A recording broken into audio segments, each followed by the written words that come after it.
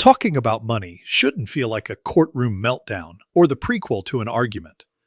Today, I'm breaking down loud budgeting, the simple, confidence-boosting way to talk about your finances without shame, panic, or dramatic exits involving ice cream. By the end of this video, you'll know exactly how to set boundaries and own your money story. Have you ever tried to explain your financial situation to someone and ended up sounding like you're either auditioning for a tragedy or preparing for battle? Well, congratulations. You've discovered the beautiful disaster that is talking about money. Today, we're diving into something called loud budgeting. And before you panic thinking this involves actual yelling at your bank account, let me assure you it's much more civilized than that, though arguably just as terrifying for some of us.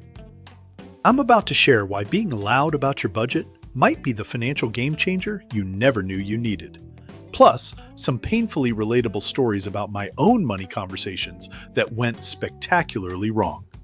Stick around, because by the end of this video, you'll know exactly how to talk about money without dissolving into tears or starting World War III in your living room. Let me paint you a picture from my own financial hall of shame. Picture this: me, 3 years ago, sitting across from my partner trying to explain why I spent $40 on artisanal soap when we were supposed to be saving for vacation. The conversation started with me mumbling something about essential oils and ended with me dramatically declaring that I was financially cursed and storming off to eat ice cream directly from the container. Not my finest moment, but definitely a learning experience. That night, covered in Ben & Jerry's shame, I realized something important. I had no idea how to talk about money like a functioning adult. Every financial conversation felt like I was either confessing sins or defending my life choices in court. Sound familiar? Well, that's where loud budgeting comes in, and it's about to change everything. So what exactly is loud budgeting? Despite the name suggesting you should scream your expenses at innocent bystanders, it's actually about being intentionally transparent and vocal about your financial boundaries and goals. Think of it as financial honesty with a confidence boost. Instead of secretly stressing about money or making up elaborate excuses for why you can't afford something, you simply state your financial reality with pride. The beauty of loud budgeting is that it takes the shame out of having financial limits. Instead of whispering that you're broke or making up fake emergencies to avoid expensive plans, you confidently announce your budget boundaries. It's like wearing your financial reality as a badge of honor instead of hiding it like a dirty secret. Here's why this approach is revolutionary for those of us who have historically been disasters at money conversations. First, it eliminates the exhausting mental gymnastics we do when trying to avoid talking about money. You know what I mean, those elaborate stories about why you can't go out that somehow involve your imaginary sick grandmother and a fictional plumbing emergency. Second, loud budgeting creates accountability. When you're open about your financial goals, you're less likely to sabotage them with impulse purchases.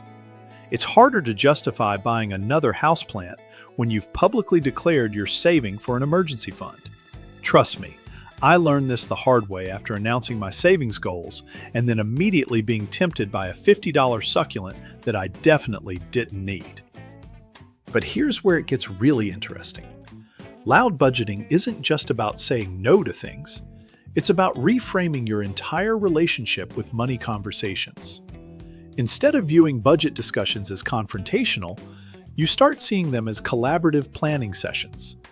Instead of feeling defensive about your financial choices, you become the confident narrator of your money story. Now let me share some practical strategies for implementing loud budgeting without accidentally becoming the person who talks about money constantly at parties. Because nobody wants to be that person, trust me. Start with your inner circle.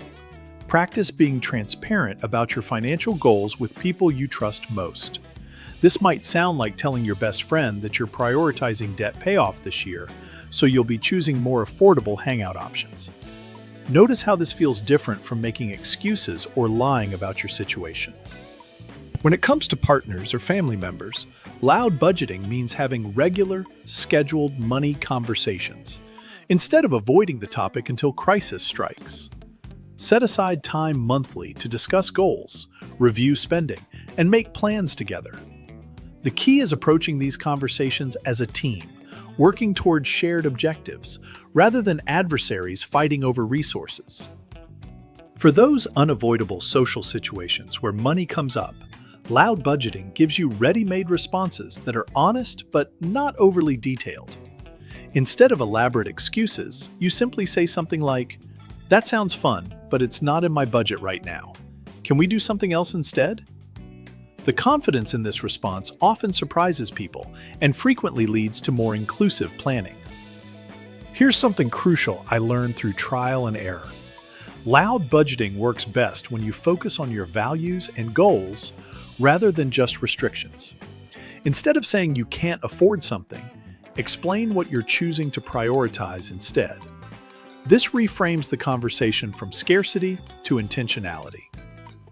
Let me give you some specific scripts that have saved me from financial conversation disasters. When friends suggest expensive activities, try saying, "I'm really focused on building my emergency fund right now, so I'm being selective about spending. How about we try this cheaper alternative instead?" This positions your budget as a positive choice rather than a limitation. For family gatherings where money stress runs high, preparation is everything. Have your talking points ready about your financial goals and current priorities. Practice explaining your choices in terms of values rather than just numbers. This helps deflect judgment and keeps conversations productive. The tracking component of loud budgeting is where the magic really happens. You need to know your numbers before you can confidently discuss them. Start with a simple expense tracking method that actually works for your lifestyle. This might be a basic app, a spreadsheet, or even a notebook where you jot down daily spending. The goal isn't perfect tracking, but consistent awareness. You want to be able to confidently state where your money goes each month and how your spending aligns with your stated priorities. This knowledge transforms you from someone who defensively mumbles about money to someone who speaks about finances with authority. Setting realistic goals is absolutely critical for loud budgeting success. Unrealistic goals set you up for failure and make you less likely to share your financial plans with others. Start with small, achievable targets that build confidence and momentum. Maybe that's saving $50 monthly or reducing dining out by half. Remember, loud budgeting isn't about being perfect with money, it's about being honest and intentional. You can loudly budget while still making financial mistakes, as long as you're learning and adjusting your approach. The key is maintaining transparency about both your successes and your setbacks. One surprising benefit of loud budgeting is how it influences the people around you.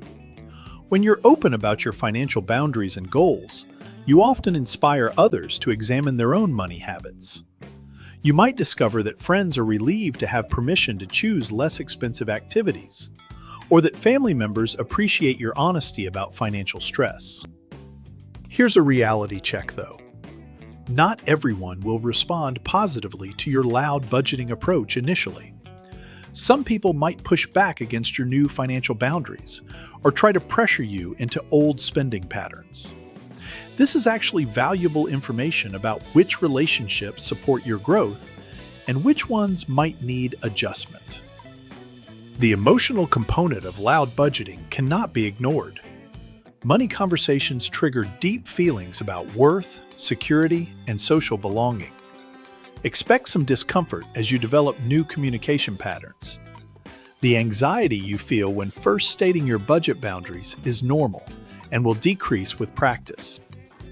As we wrap up, remember that loud budgeting is ultimately about taking control of your financial narrative, instead of letting money control your conversations. It's about moving from shame-based money discussions to confidence-based financial communication.